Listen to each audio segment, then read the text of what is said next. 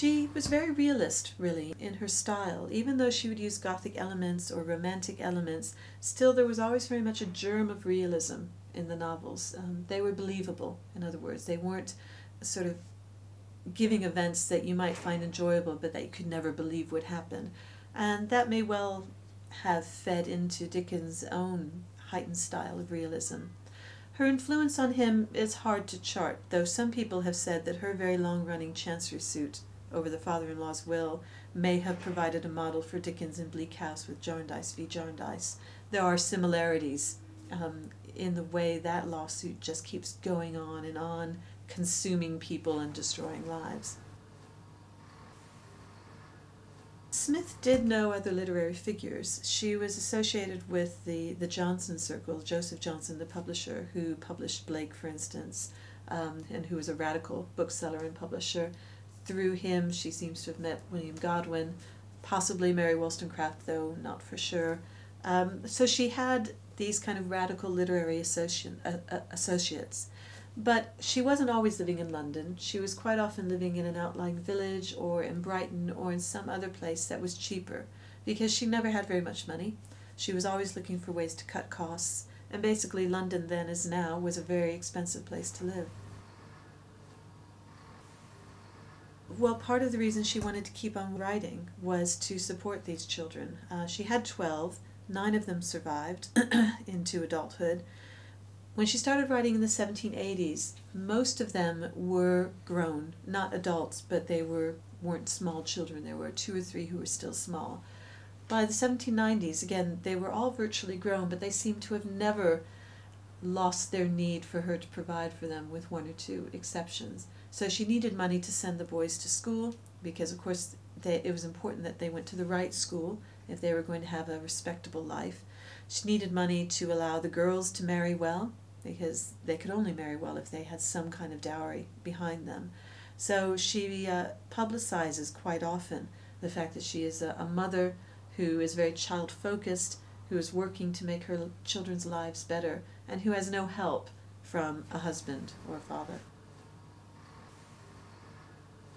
I think that she has always been remembered, but up until about 10 or 15 years ago, she was always talked about as a minor novelist of the time.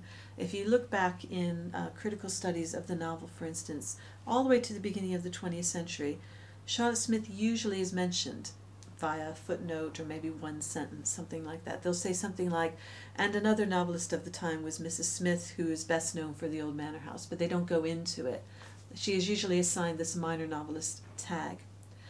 In the late 60s, The Old Manor House and Emmeline were both republished as part of the Oxford World's Classics series, and that helped kind of bring her into a bit more notice. But still, she was just classed as a minor novelist, and this is partly because most people accepted that in the Romantic period, we're thinking here about 1780s up till about the 1820s, poetry was what was being written, and people weren't writing novels, and if they were either Walter Scott or Jane Austen. What we now know is that there were lots of novels being written, that there were lots of novels being read, and once critically this is re-recognized, people start to do away with labels, I think, like minor novelist.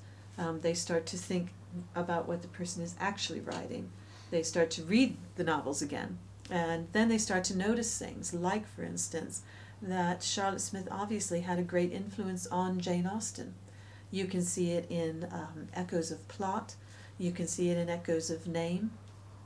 Austen's character Willoughby in Sense and Sensibility, one of the, many people probably would have thought, the first lovable rogue-style character.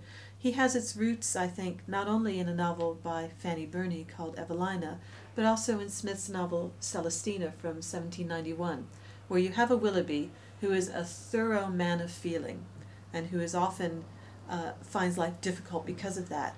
He very much matches Austen's Willoughby before he shows his true colors. And there are certain plot points, for instance, that are similar. Also, The Old Manor House and Mansfield Park show a great deal of interaction. But these are the kind of things that you only notice once you go back and actually start reading somebody like Charlotte Smith. once you look beyond the label of minor novelist. So I think that it has to do with a new understanding of the period and what was being written.